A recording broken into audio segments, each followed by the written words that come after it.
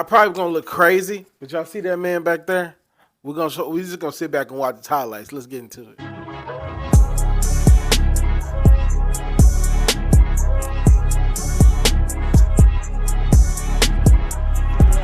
A fake.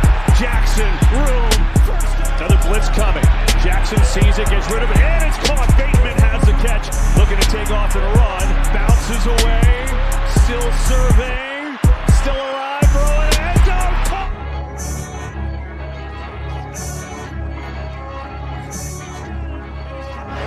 Here, just going to dump it off to Edwards. There's no one in front of him. Now one man to beat.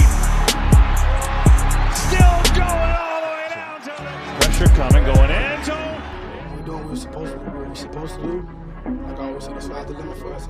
And we just showed a glimpse today, I believe. So hey, if you don't know me, my name is Keith. I do Black Quarterback Series, and today I love these type of videos because I get to talk about Lamar at the beginning of the video, and I don't have to I don't know. I love talking about when Lamar proves doubters wrong. I'm just gonna do the first half first. So he was 17 for 21, 253 yards and 3 tubs in the first half. Was on fire. 14-point lead. Started off with a 14-point lead. Lamar looked unstoppable. I mean, you wanted to drop back passing, he got it. You wanted the runs, he got it. You wanted the running back to do their job, he got it. 28-0 at halftime. Couldn't have picked a more perfect half to start. And it was pretty much over at that point. Now, granted, I've told everybody I live in St. Louis. I don't have a team. So I like Ray Lewis, so I picked Baltimore. And I was a huge fan of Deshaun. And we'll get to Deshaun in a minute. And some realizations we got to make about him. And, we'll get to Deshaun in a minute.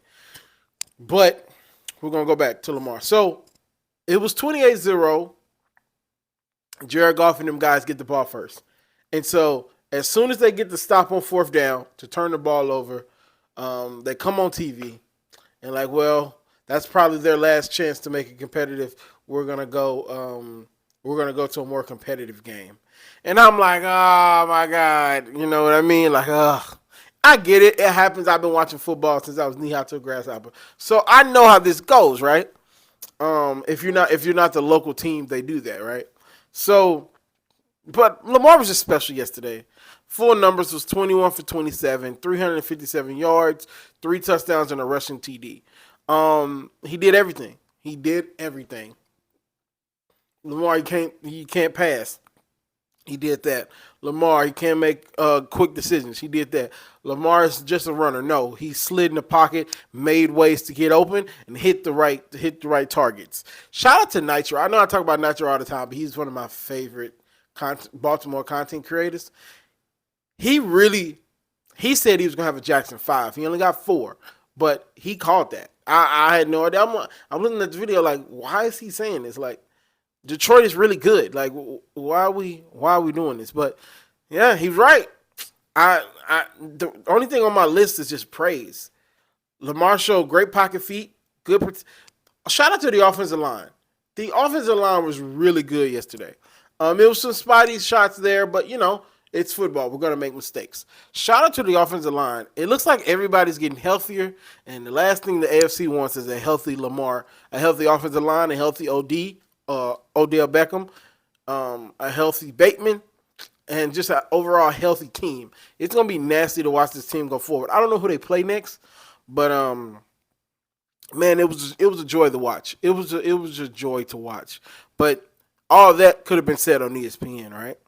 But you got doofuses like Shannon, who is on the ESPN thumbnails looking like this, as I'm showing the thumbnail. Why are we talking about this? Why are we not giving Lamar the praise that he rightfully deserves? Because if this was Patrick Mahomes, or Lord forbid, Justin Herbert, wouldn't get to them two later as well, you wouldn't be doing this move the goalpost back thing. I don't know. That's for you guys to talk about and for you guys to decide. So we're gonna move on to Cleveland. Myles Garrett, this man was phenomenal. He inadvertently, a lot of this stuff is kind of inadvertent.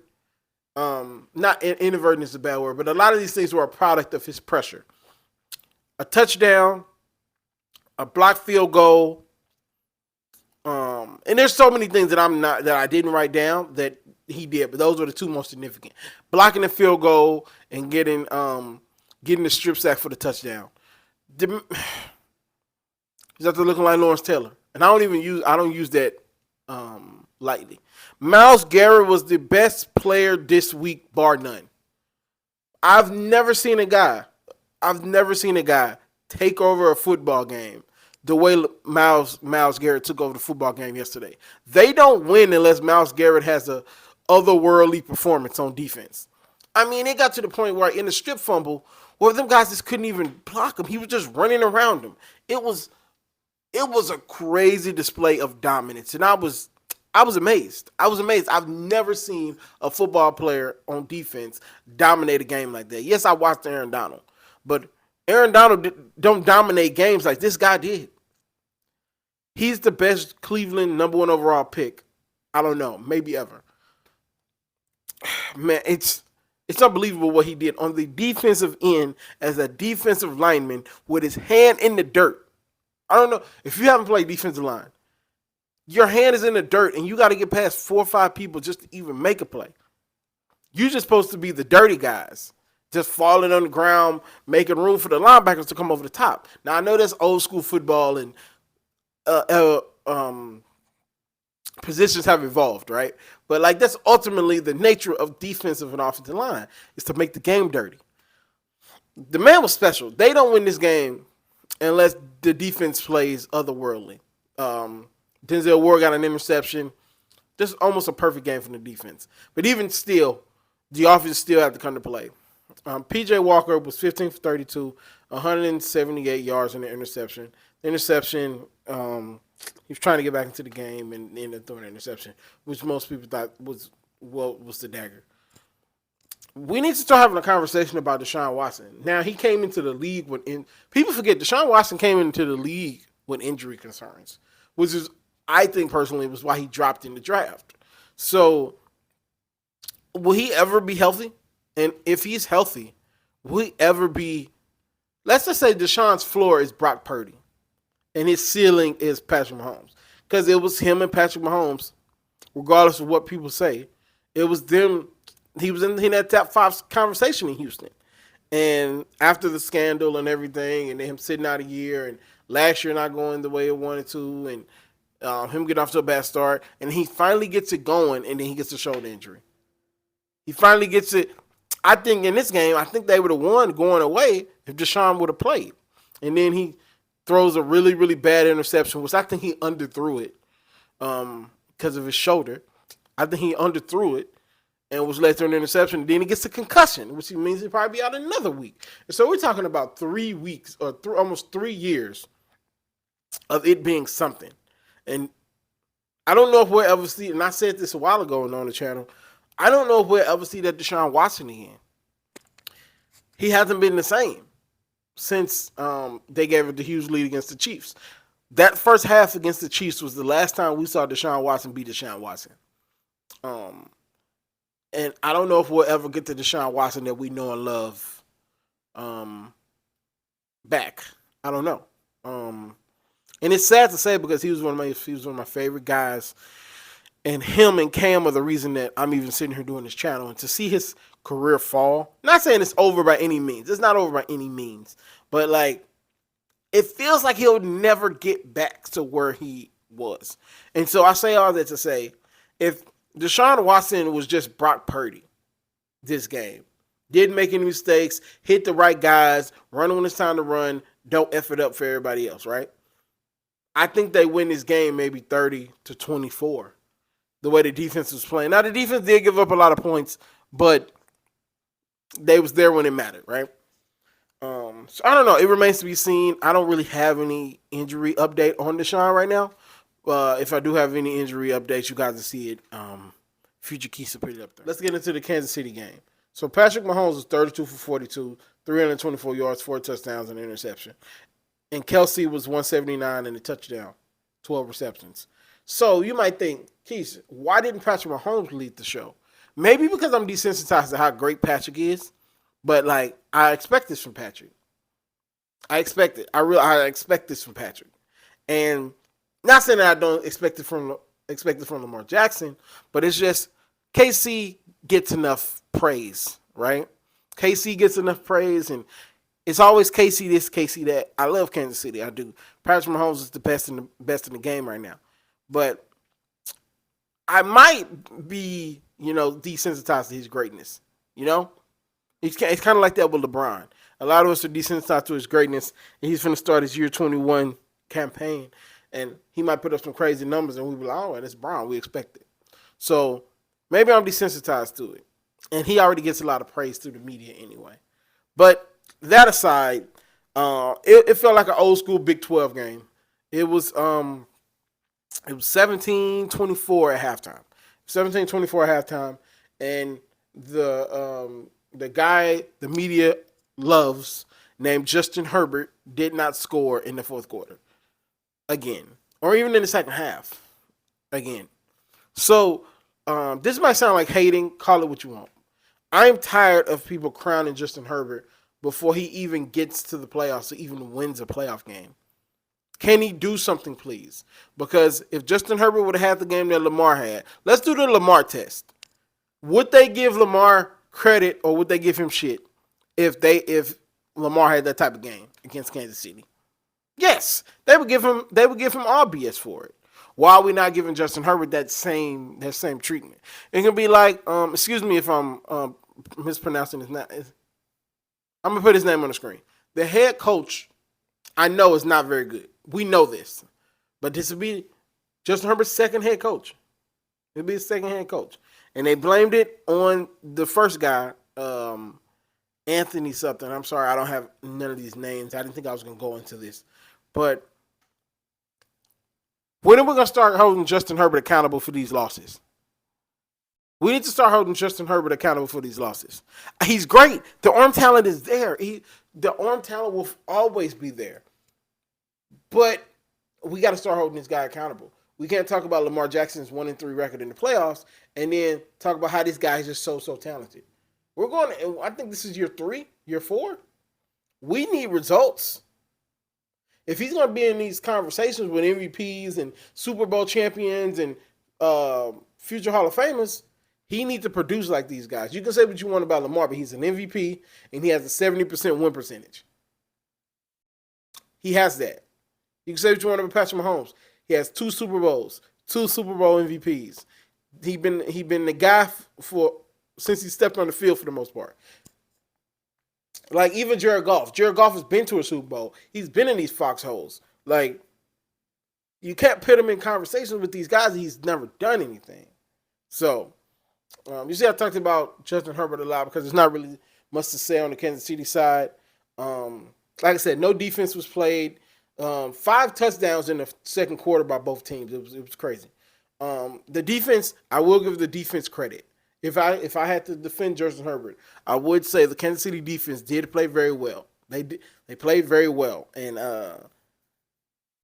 Nick Wright had been talking about how their defense is this good and blah blah blah. They did play well. I was very impressed with the Kansas City defense. I'm always impressed with the Kansas City defense because I have this like preconceived notion that they're always going to be horrible, which is not the case.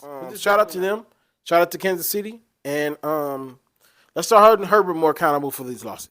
We're going to do rapid fire now. Those were the 3 most exciting games of the week. And the other games are kind of Sunday Night Football. I didn't make a video about Sunday Night Football. I just couldn't find the words to convey what I wanted to convey. What's our guy? Jalen Hurts. Jalen Hurts was 23 for 31, 779 yards, 279 yards, 2 touchdowns and an interception. A.J. Brown was magical with 10 receptions, 137 yards and a touchdown. Jalen Hurts also carried the ball, 11 carries and a touchdown, 20 for 21 yards. So this was their first test. And so I'm not sure, are Miami fraudulent? Are they fraudulent? Or is the Eagles that good? I can't wait to see the Eagles play the Cowboys. A really, really good defense against that offensive line. That's going to be the barometer for me to see what they're really about. But I can only go off what I've seen, and they played well. They took care of what they were supposed to take care of. This game, they made every play necessary to win the game, and they finally got a signature win against an opponent we think is good right now, but we'll see how they really are going forward. So that's a signature win for the Eagles going forward. Geno Smith. I'll be honest with you guys. I didn't really watch this game, but I did watch a couple highlights of it. Not enough to give a real opinion, but Geno Smith was 18 for 24, 219 yards, 2 touchdowns, interception, a 10-20 win against the terrible Cardinals. And an update on Kyler Murray. Kyler Murray has been seen practicing now. I don't know if I don't think he's doing full practicing, but I did see a video on Twitter of him walking with his helmet, and he's getting together. So we possibly might see Kyler Murray at some point this season. I hope not, but the rehab is going very well for Kyler as of right now. I watched this game, so you didn't have to. Jordan Love versus Russell Wilson. Russell Wilson, 20 for 29, 134 yards, touchdown.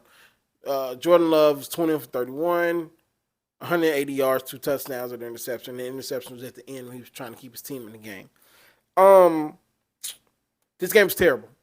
Like, I can't give no deep breakdown and blah, blah, blah. The game was just not very good. Not very good. 4 field goals. Well, actually 5 field goals, but 5 field goals, 1 missed. Most of the game, it was 0-9, maybe until like 10 minutes left in the third quarter when I guess you can call it a light show started. And Russell Wilson did look good. I'm not going to sit here and bash Russell Wilson. Russell Wilson did look good. I don't think Russell Wilson is the problem right now.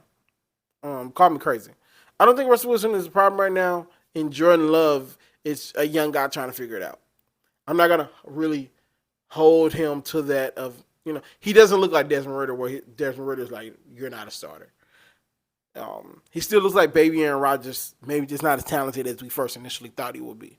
So, I don't really have anything else. Oh, I do. I know I gave Justin Herbert sugar honey iced tea earlier for not closing, but I got to keep that same energy with the original Cam Newton Jr. Josh Allen. Josh Allen might have regressed to what he was prior to that game against the Chiefs. I'm going to put the meme up here of my friend sent me. Nobody gets more credit for losing to the Chiefs and then losing to inferior teams like Josh Allen does. Is it the coaching? Maybe. Is it the roster construction? Maybe. They don't have a second receiver or a good running back. Is it the defense? Maybe. But it all starts with Josh Allen. And I'm very disappointed in Josh Allen. And they might be staring at not making the playoffs because you got Miami that's really good. I know we don't talk about the Jets like that no more because of but they can ruin your season, And the AFC is just stacked. The AFC is stacked with so much talent. I mean, on the high end, you got Lamar, you got Patrick, Tua, Joe Burrow, and then you got Josh Allen, and then you got some medial, either terrible. So, and you got some great teams. Cleveland, Pittsburgh, pretty much all of the AFC North. So, it's just, I don't know what they need to do in Buffalo. Buffalo is looking really shaky. I hate to say Nick Wright might have been right about Buffalo. Buffalo, I don't even know what to make about them. I'm not going to write them off. I'm definitely not going to write them off. But they're looking real shaky, and I don't like how it's looking for them.